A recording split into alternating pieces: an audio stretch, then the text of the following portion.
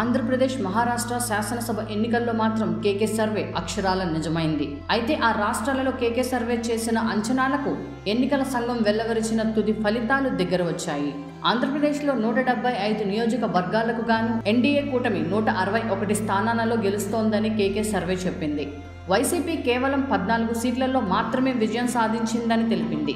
ఇక final రిజల్ట్స్లో TDP కూటమి 164, వైసీపీకి 11 సీట్లు వచ్చాయి.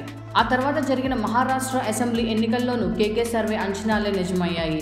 మహారాష్ట్రలోని 288 స్థానాలలో అధికార బీజేపీ షిండే, శివసేన అజిత్ పవార్ ఎన్సీపీ నేతృత్వంలోని మహాయుతి కూటమి 200కి పైగా సీట్లలో విజయం సాధిస్తోందని అంచనా వేయగా 225 సీట్లు వచ్చాయి. కేకే సర్వే అధినేత కొండేటి కిరణ్ తమ సంస్థ నుంచి ఒక ప్రొడక్ట్ తీసుకొచ్చారు. అదే పారావెల్. అయితే జూనియర్ ఎన్టీఆర్ గురించి ఆయన ఓ ఆసక్తికర డేటాను బయటపెట్టారు. 2009 తర్వాత అసలు జూనియర్ ఎన్టీఆర్ పాలిటిక్స్ కి దూరంగా ఉన్నారు అన్న విషయం అందరికీ తెలిసిందే. కానీ ఎన్టీఆర్ గారిని ప్రజలు కోరుకుంటున్నారని తెలిపారు.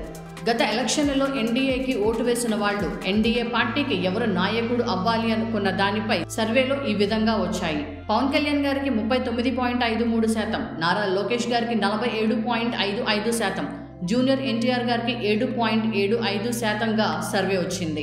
వైసీపీ పార్టీకి ఓటు వేసిన వాళ్ళు ఎన్డీఏ పార్టీకి ఎవరు నాయకుడు అవ్వాలి అనుకున్న దానిపై సర్వే ఈ విధంగా వచ్చాయి. పవన్ కళ్యాణ్ గారికి 37.53%, నారా లోకేష్ గారికి 33.55%, ఎన్టీఆర్ గారికి 21.53%గా సర్వే వచ్చింది. ఇప్పుడు కూటమి ప్రభుత్వ పాలన చాలా బాగుంది అని ప్రజలు చాలా ఆనందంగా ఉన్నారు. మళ్ళీ కూటమి ప్రభుత్వం రావాలి అని ప్రజలు కోరుకుంటున్నారు అని చెప్పారు. అసలు రాజకీయాలకి దూరంగా ఉన్న జూనియర్ ఎన్టీఆర్ గారిని ఎంతమంది నాయకుడిగా కోరుకోవడం చాలా ఆశ్చర్యానికి గురి చేసింది. దీని మీద ఎన్డీఏ పార్టీ వాళ్ళు ఎలా స్పందిస్తారో చూడాలి. దీనికి ఎన్టీఆర్ గారి అభిమానులు ఆనందాన్ని వ్యక్తం చేస్తున్నారు.